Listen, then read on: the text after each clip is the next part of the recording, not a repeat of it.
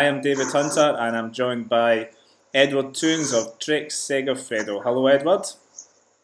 Hey, good morning, evening. Morning, evening, yeah.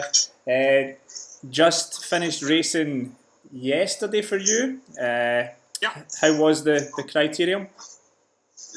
well, it was a pretty fast race. It started the first lap with a big breakaway, so the peloton had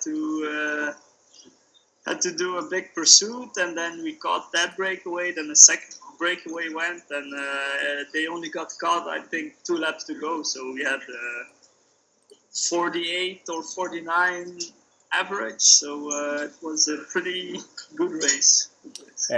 How was the sprint? Was a good sprint, but for me personally, I started a bit too early, so some stupid mistakes, but not too bad. Yeah. Obviously, you've just finished the Tour Down Under. What did you think of the race? It's a nice race. It's a good race to start. Was pretty hot in the beginning, but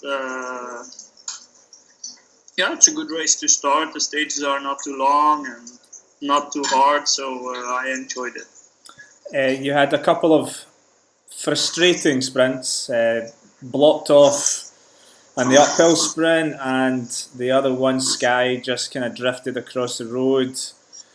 So a couple of nearlies, but did you feel that you were back towards where you want to be? I must say I'm really happy with how it's going, so no problem. But I don't think I'm already back at the level I was last year when I crashed. So still have some minor issues and a little bit of pain and stuff like that. So I think it still will take a while to be 100%, but I'm actually already pretty happy with how things are going, because the injury was really, really big and was a hard work to come back, and to be back this fast was not easy. So I'm pretty happy with how things are going now. And were you nervous with the first sprint? What sort of emotions were you going through first race back after such a bad crash? I was pretty nervous. It's a bit like in the youth series, you're nervous before every race, and now especially the first criterium, I was really a bit nervous. But there I could do another good sprint, but an okay sprint, and then I had a bit of the confirmation that okay, racing it's gonna go. So then I was a bit more relaxed to know that things are going well. New lead-out train for you. You had Cône de Court. What's it like developing a relationship with a new lead-out man? Koen is he's a great lead-out man. He knows what he has to do. He can give the right directions to the guys. And we have also Mats Pedersen, who's a really young guy, but he's doing a great job, and Koen is a bit coordinating all this.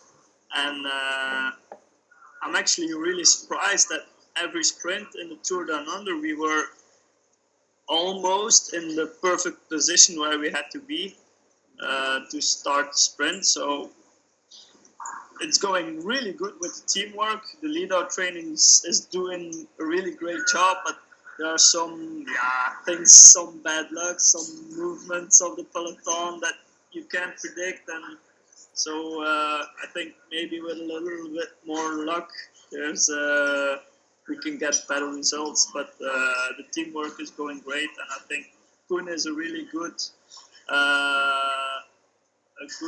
transfer that the team made.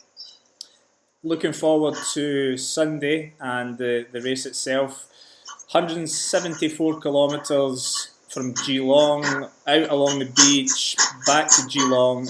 You've been on the course, you've done a recon ride. What did you think?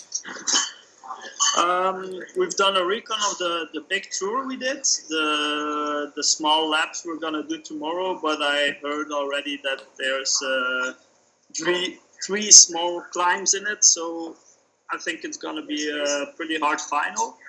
But also on the big lap, if there's a bit of wind, I think it's going to be a hard race because we did the big lap a few times and there actually was always a little bit of wind. So I'm a bit curious about how the race is going to go, but I hope that the wind will be there, so we're going to get a hard race. Is it quite exposed out near the beach? Some parts are, but the biggest part is not really next to the beach, but a little bit more inside. But still, the wind there can be pretty strong, so it will depend a bit on the day on how the wind is going to be. But there's always a little bit of wind there, but if it's going to be enough to break up the field, that's going to be the question. Yeah, you mentioned the climbs. So we have Chalamba Crescent, which is 1 kilometre at 10%. Then we have a very fast descent, which is about 100 kilometres per hour. We go over a very narrow bridge. When the World Championships were here a number of years ago, they actually refused permission to use the bridge because it's so narrow. And then, as you mentioned, they're very short climbs, maybe only 500 metres at about 5%. But from the previous editions of this race, we've seen different types of winners. So your countryman Gianni Meersman won 2 years ago, and Peter Kennock won solo last year. Do you think a sprinter could potentially hold on? Yeah, it can go both sides. Like you say, I think it's something for sprinters who can survive those climbs. But then, yeah, if there goes a late breakaway, that's something that will be hard to control, because normally if we are in the final and we have these climbs, the teams are a bit decimated there. So to put up a good pursuit on only a small time is not easy. So yeah, so can go both ways. And your team, obviously, we had a couple of good performances. Your young Portuguese rider was wearing the white jersey. Everybody seems to be in good form. Yeah, of course, it's early in the season, so it's a bit. The first races we had needed a bit of time to adapt, but I think the team is going good. We've trained good this winter, had a good training camp, and yeah, okay, the Aussie guys maybe have a bit of an advance now. Had an advance in the Tour Down Under, but I think now already the difference can be a little bit smaller with the European guys, because we had the Tour Down Under, we had the time to adapt a bit to racing, and maybe now on Sunday is already gonna feel much better than it was in Tour Down Under, I think, because we have some races in the legs and had some rest now between, so I think it's perfect for us. And the race actually seems very European. It's not usually too hot, and we have this lap circuit with the short climbs. It's very reminiscent of races we would see back in Belgium and France. Do you think the Aussies can be beaten after 6 out of 6 in the Tour Down Under? Yeah, I think so. Yesterday also Bennett pulled a really great sprint, so I think now is a bit the time that the European guys get better, because we had some racing in the legs, and the advance of the Australians will go away a bit, because we just get the racing speed in the legs, and that was the advance for the Aussies maybe before Tour Down Under started, and now they don't have that anymore. So I think the difference is going to be smaller. Right, okay, let's look at the race in particular. You've done some stars for me, and I've got some stars too. So we'll start with the 1-star riders. You have gone for Jan Backlands, Baptiste Plancat, and Miles Scottson. So you're going Belgian. Yeah, I saw the attack of Bakelons the first day in Down Under, which was pretty impressive, I think, because the peloton was actually putting up a good pursuit, and still he managed to get 55 seconds or something. So for one moment there, I thought that maybe he was going to stay, but in the end it was headwind there in the final 5-6 kilometers. So the peloton caught him anyway, but I think he had a bad crash. Maybe he's now a bit recovered, so the small hills can suit him. So that's why I gave him the 1 star. Baptiste Planckaert also he's a good sprinter. He's always there, and he's also not too heavy. So I think he can survive the climbs for sure and can be there in the final to sprint. And Miles Scotson I think he's doing really good. I saw him in a couple of top 10 finishes down under in the sprint. And I also think he can survive some climbs. He won the Australian Championship, so I gave him a 1 star chance. Interesting. Planckaert had such a good season last year. It's fun to watch a new rider come into World Tour, obviously, and he seems to be doing well straight away, which is great news. 1 star, I've gone for Jack Bauer after his incredible breakaway performances in the Tour Down Under. I've gone for a small Belgian rider called Edward Theuns, who might just be able to get over these climbs. And I've also gone for Luke Rowe of Team Sky. 2 star riders. You've gone for... David, the sound has died. You okay? Yeah, now it's okay again. Great. 2 star riders, you're going for Esteban Chavez, Danny Van Poppel, and Simon Gerrans. Yeah. What did you think? Chavez, good rider, good climber. So yesterday he also went in the break on the criterium. So also obviously he can also go on the flat a bit. So I think he's going to be there for sure. Gerrans, yeah, I'm a bit guessing about his form now, but he's just a good rider. It's a course that really suits him, so I just put him there because you never know with him. And then Van Poppel was the third guy. Van Poppel, yeah, he's doing great in the sprints.